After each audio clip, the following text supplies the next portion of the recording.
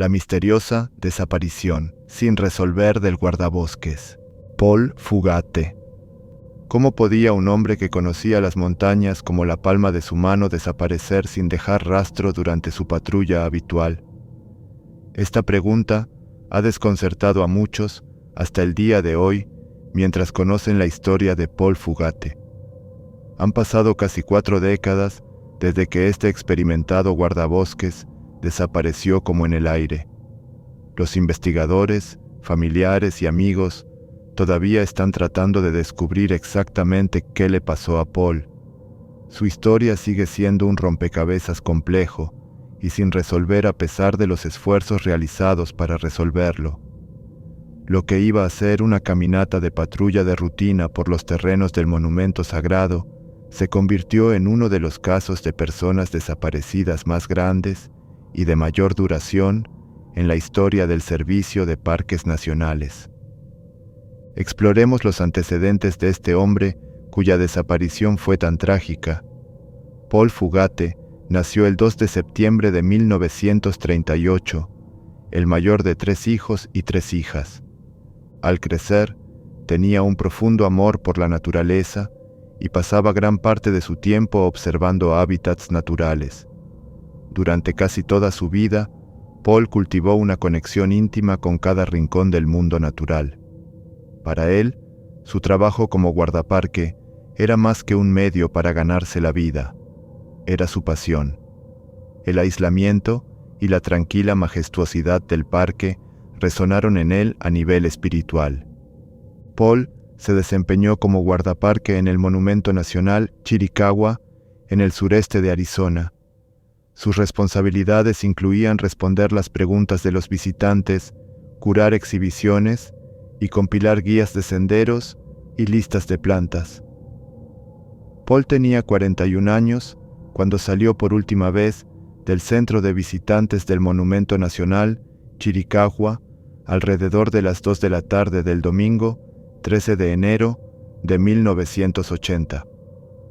Era conocido por su acento texano, sus ojos azules, su barba marrón lanuda y una cola de caballo que llegó a sus hombros. Este era un hombre que no era ajeno a las montañas.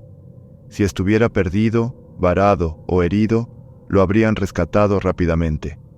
Incluso, si ya no estuviera vivo, sería razonable encontrar sus restos en unos días, semanas o meses.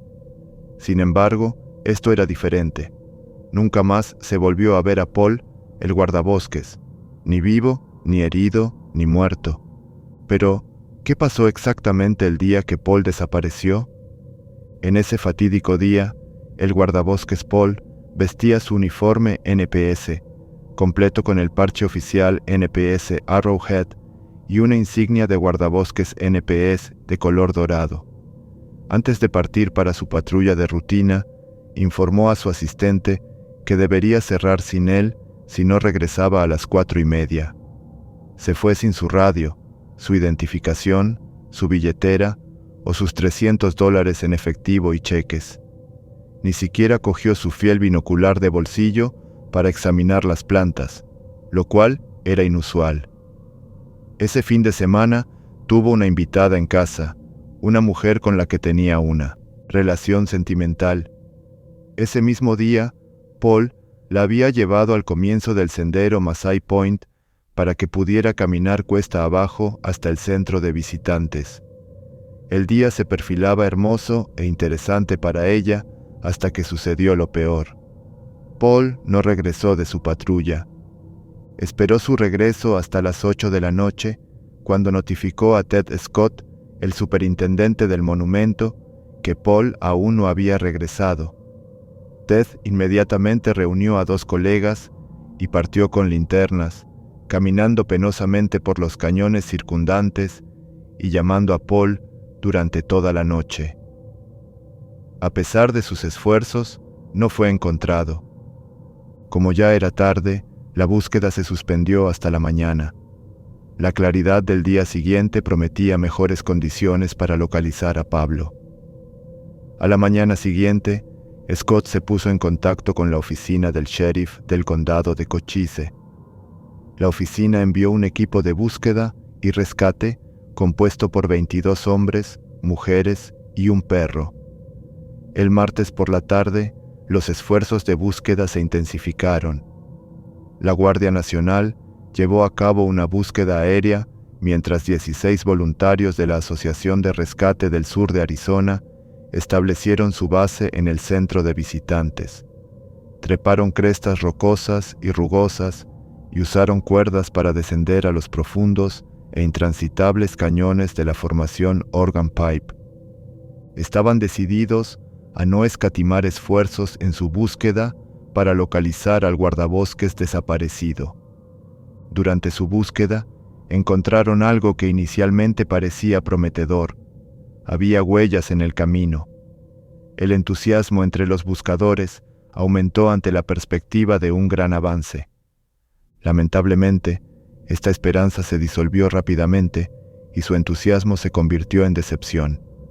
Se dieron cuenta de que las huellas pertenecían a otro buscador que ascendía desde abajo. Con un suspiro, reanudaron su búsqueda, moviéndose en una larga fila como los Boy Scouts limpiando un campamento. Recorrieron el área a menos de media milla del centro de visitantes, buscando en cada rincón.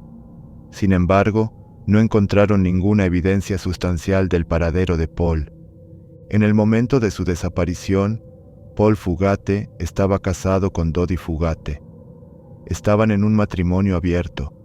Dodi vivía en Tucson, a unas 2 horas al oeste de los Chiricahuas, mientras que Paul residía en el monumento en una espartana cabaña de adoquines y a menudo permanecía allí durante semanas.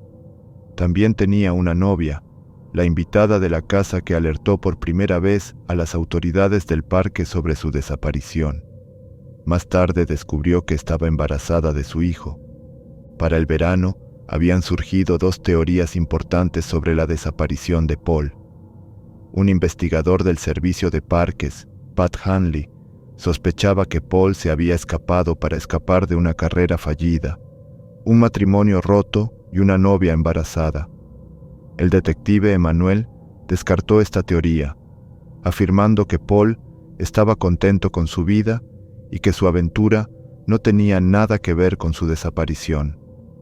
Emanuel basó su contrateoría en una sesión de hipnosis realizada con Dick Horton, un voluntario del servicio de parques de unos 50 años. Una extraña confesión. Días después de la desaparición de Paul, surgieron sospechas de juego sucio. Dick se presentó con un relato inquietante. Horton informó que mientras estaba en el auto con su esposa, Joy vio algo extraño. Narró entre lágrimas que había una camioneta verde oscuro con un proyectil que salía disparado del monumento a 50 millas por hora. En esa camioneta iban 2 hombres de aspecto horrible. El conductor de la camioneta, un hombre de unos 30 años, tenía barba de Kenny Rogers y vestía una camisa a cuadros negra, blanca y roja. El segundo hombre en la camioneta vestía una chaqueta verde, tal vez la misma con la que Paul había salido del centro de visitantes. Paul apareció desplomado entre ellos, luciendo triste y abatido. La historia de Horton parecía prometedora, especialmente cuando otros que trabajaban en el monumento supuestamente vieron huellas de vehículos girando en una carretera primitiva cerca de Faraway y señales de una pelea en el suelo. Su informe llevó a Emanuel a proponer la teoría de que la desaparición de Paul estaba relacionada con un negocio de drogas que salió mal en una zona conocida por el tráfico de drogas. Especuló que sacaron a Paul del parque y lo asesinaron. Las autoridades siguieron esta pista vigorosamente, realizando entrevistas, administrando pruebas de polígrafo e iniciando investigaciones exhaustivas, pero ninguno de estos esfuerzos confirmó o refutó la sospecha. Paul seguía desaparecido, no fue encontrado vivo ni muerto. En respuesta, las autoridades ofrecieron una recompensa de $20,000 por cualquier información que condujera al paradero de Paul. El público reaccionó con varios informes de avistamientos de Fugate en todo el país. Una de las identidades erróneas involucraba a un hombre con discapacidad mental en Nuevo México, otra a un pescador de camarones en los Cayos de Florida. Ninguno de los avistamientos condujo a Paul. Batallas legales. Como no había pistas sólidas sobre el paradero de Paul, el servicio de parques lo despidió formalmente por abandonar su puesto. Esta decisión también implicó que a Dodi, su esposa, se le negarían los beneficios de supervivencia y los fondos de jubilación de Paul durante casi una década. Esta medida fue duramente criticada por el público. En 1981, una columna de un periódico describía al gobierno como un villano desalmado y codicioso de dinero. Su acción condujo a una batalla legal prolongada sobre la compensación de Dodi, una disputa que llegó a la oficina del senador de Arizona Barry Goldwater. Sin embargo, este no fue el primer conflicto de Paul con el Servicio de Parques Nacionales. Según Elf Brandt, un amigo de la familia de los Fugate, Paul había sido despedido injustamente anteriormente, solo para ser reintegrado después de una disputa legal con el NPS. Esta historia de tensión entre Paul, un guardabosques tranquilo, y sus supervisores más estrictos, puede llevar a algunos a especular que sus superiores podrían haber desempeñado un papel en su desaparición, aunque no hay evidencia que respalde esta afirmación. Con el paso de los años, la ausencia de Paul Fugate ha dejado un dolor profundo y duradero en los corazones de quienes lo aman. Dodi, su esposa, nunca ha dejado de buscarlo. Su compromiso es un testimonio de su amor, una promesa hecha de nunca darse por vencido. Dejar de buscar sería traicionarlo, dijo con lágrimas en los ojos durante una entrevista. Todos sentimos el dolor y continuará hasta que encontremos a Paul. La desaparición de Paul sigue siendo un misterio doloroso, una historia a la que le faltan piezas que nadie puede encontrar. Cada pista que alguna vez pareció prometedora solo ha conducido a callejones sin salida. El parque donde trabajó aún guarda su memoria, un testigo silencioso del enigma sin resolver de su destino. A pesar del aumento de las recompensas y los esfuerzos continuos, la verdad sobre lo que le sucedió a este guardabosques del servicio de parques que desapareció misteriosamente permanece oculta.